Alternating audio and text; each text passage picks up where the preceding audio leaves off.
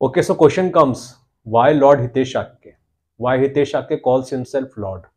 तो इसके संबंध में जो दलीलें हैं, उनमें से जो पहली दलील है वो है article number 25 of constitution of India.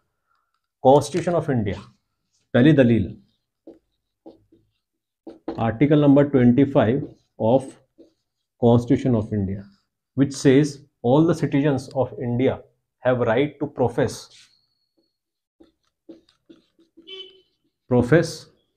practice and propagate any religion or any religious belief, तो इसका अधिकार है without breaking any public order. Public order, health and morality, ठीक है। पब्लिक ऑर्डर ब्रेक नहीं होना चाहिए, हेल्थ खराब नहीं होनी चाहिए, मोरालिटी खराब नहीं होनी चाहिए सोसाइटी की। तो फिर आप कुछ भी, किसी को भी भगवान मानो और कुछ भी भगवान मानो, कोई भी रिलीजियस अपना कंसेप्ट मानो, उसको प्रैक्टिस करो और उसका प्रचार करो। तो पहली दलील ये है। दूसरी दलील क्या आ जाती है? अच्छा, पहली दलील में समझने की जरूरत है कि हमारा रिलीजन है। इस रिलीजन के अनुसार जो हितेश शाक्य हैं वो एक महान व्यक्ति हैं, और महान व्यक्ति हैं तो उन्होंने कुछ नाम रख दिया अपना। जैसे आचार्य प्रशांत ने आचार्य रख लिया, सदगुरु ने सदगुरु रख लिया, और कौन है? श्री श्री रविशंकर हैं, ठीक है। तो ऐसे सबने अपने अपने नाम रख लिए।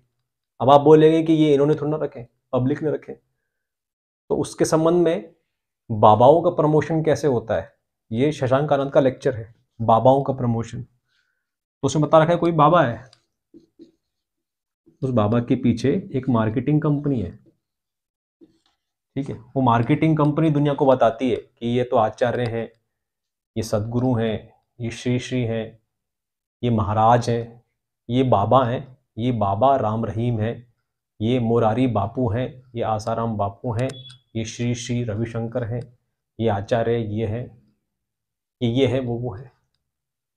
तो मार्केटिंग कंपनी हमारे पास नहीं है, या फिर हम खुद ही एक मार्केटिंग कंपनी है, हम खुद ही मार्केटिंग के और सेल्स एंड मार्केटिंग के आदमी हैं, और डिजिटल मार्केटिंग के आदमी भी हैं। तो और हम ही जानते हैं कि बेसिकली हमारा सच क्या है, तो हम उसको प्रोपेगेट करते हैं, प्रमोट करते हैं, क्योंकि संवैधानिक अधिकार है हमारा, और लॉजिक मैंने आपको बता ही दिया। अच्छा, अब सवाल आ जाता है कि लॉर्ड ही क्यों कहते हैं? तो लॉर्ड क्या है कि अभी हम आ गए हैं एलएलबी सेकेंड ईयर में, एलएलबी सेकेंड ईयर में आ गए। अभी हम हैं एलएलबी सेकेंड ईयर में। एलएलबी का फर्स्ट ईयर हमने पढ़ा, तो जगह जगह हमने पढ़ा कि लॉर्ड कॉर्नवालिस ने ये कर दिया, वो कर दिया, ये कानून लेके आए थे, वो कानून लेके आए थे। लॉर्ड विलियम बेंटिक ये कानून लेके आए, वो सुधार किया, ये किया, वो किया। फिर लॉर्ड वॉरेन हेस्टिंग आए, और भी कोई लॉर्ड आए, ठीक है, मैकॉले आए।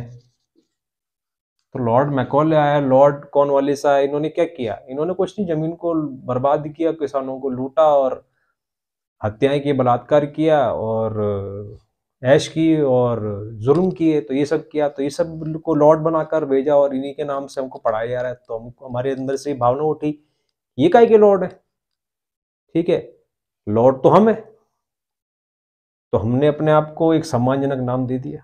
अच्छा, अब हमारी देखा देखी क्या है कि कई लोगों ने अपने आप को लॉर्ड बनाना शुरू कर दिया, ठीक है।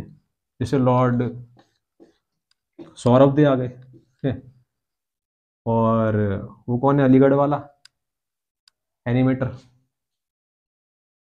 से नाम है ना, विभांशु, विहान ठाकुर, विहान ठाकुर। तो ये लॉर्ड सौरभ दे हो गए, और ये लॉर्ड विहान ठाकुर हो गए।